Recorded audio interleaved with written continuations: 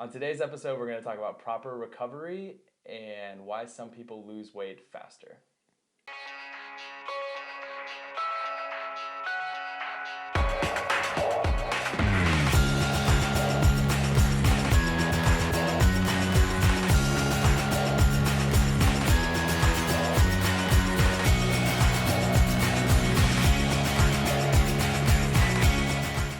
On today's episode, first of all, welcome to episode 3 of EFS TV. I'm Nathaniel Decker. This is Megan Osisco. And today we have some really good questions that you guys sent in. We were able to collect, it was quite a bit this time, probably 10 or 11. We had to choose a few, and we'll sprinkle in some in later episodes just so you guys know. We'll get to your questions. And then feel free to comment on the video as well, and we'll try to get to those as we see those. So let's get right into it. All right, cool. Danielle asked, I'm a beginner to exercise. Where do I start? That's a great question. That's a question that we actually get pretty frequently. You guys would be surprised how many clients we come across that have never worked out before. It's pretty interesting. And that we usually recommend, cardio is obviously a good one. So walking, jogging, things that you're comfortable with. But body weight exercises usually play a huge role in getting people started. So the basics, the squats, the push-ups, the sit-ups. What would you add to that in your opinion? I would, definitely say building a strong core foundation. So when you say core, a lot of people think like abs right away. Right. When I say core, I mean shoulders through hips. So really mastering those functional movements, and then hopefully building upon that so that we can, increase the intensity and all that kind of stuff for where you're going to reach your goal next. Perfect. Hopefully that gives you a good answer. Alrighty, Steven asks, how much rest should you have between workout days? That's a great one too. So if you're working different body parts each day, you don't technically need rest between those days. However, that being said, I do usually tell people to take one rest day a week just to kind of let your body recuperate, things of that nature. But if you're doing the same body part, a good benchmark is usually 72 hours. Do you have anything to add to that? That's pretty cut and dry. Standard, right from the book. And the 72 hours, some people say 48 to 72. It does, a lot of that has to do with your nutrition and things of that nature as well. So, cool. Alrighty. Rachel asked, how important is your nutrition when running? So kind of to play off of our last question, nutrition plays a huge role in recovery always, no matter what kind of exercise you're doing.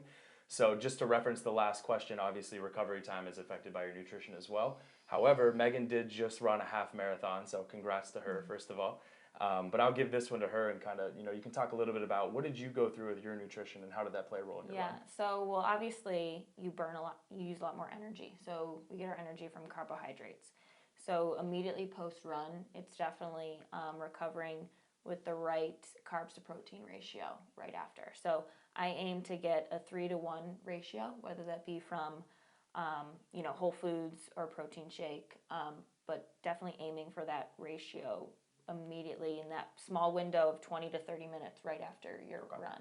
When you say 3-to-1, do you mean carbs to protein? Yes. Protein to okay. Yes, carbohydrates to proteins. And then obviously, depending on your longer run days, you definitely want to add in some more like I said, carbs are what we use energy for. So, leading up to those longer running days, it's important to kind of increase your carbs a little bit.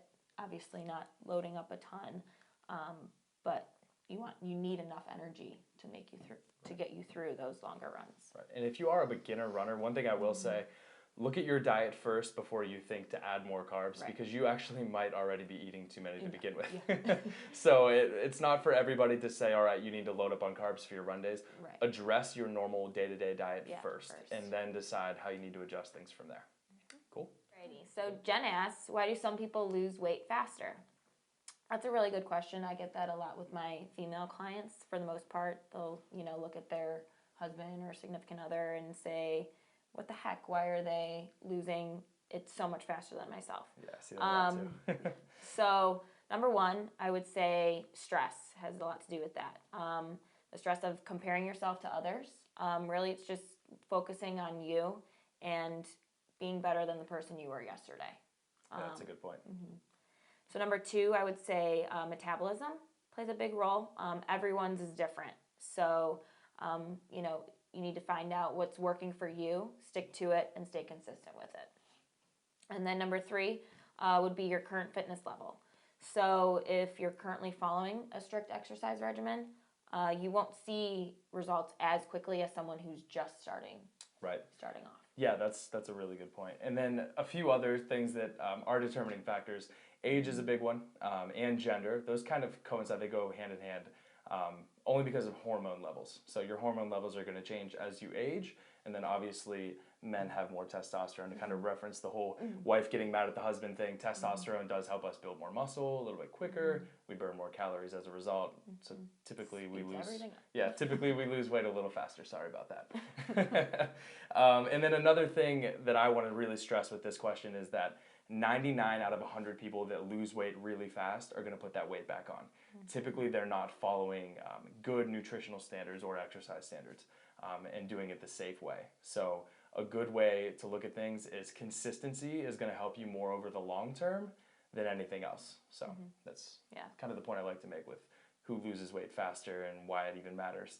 Do what works for you. Yeah, 100% agree. So a lot of our viewers, this has been a big question, have been asking about our Fit Challenge coming up April 1st. So let's talk about it. Talk a little bit about that. Cool. So this is actually our first annual EFS Fit Challenge. We are doing this to help people be a little bit more goal-oriented over the next 6 months. So the real task at hand for us is just keeping people motivated and not just losing sight of their goals because New Year's resolutions have kind of fallen to the wayside at this point. Right. Yeah, we want to make it a year-to-year thing for everybody. Right. So obviously the goal is to get clients and non-clients involved, building a support system with those around you. And so some awesome prizes are going to be awarded for best results for 1 month, 3 months, and the full 6 months. So prices, we're trying to make it as best price for you guys. So $25 for clients, $30 for non-clients, and discounted rates for couples. So get, like I said, your spouse or significant other involved. That's the easiest form of support you guys can have too, is if you have your significant other involved, it changes the way you eat on a daily basis, the way you think about food a lot of times. Whenever you guys pass a McDonald's or something that's not healthy, you have somebody there in the car with you to say, hey, we shouldn't be doing that. We have a Fit Challenge we're doing. So yeah. And everyone's getting a swag bag. So you're getting a t-shirt, water bottle, tons of fitness, different coupons. So, get involved. We'd love to have you and, be a part of our EFS community. So perfect. So that wraps up the show for today. I know we have a lot of fun answering these questions, so we really want you guys to keep those coming. Again, use the hashtag AskEFS. Gunnar, work your magic.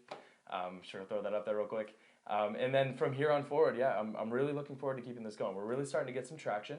And then obviously stay tuned for our recipe that's going to be coming up next. Thanks. All right. See you guys.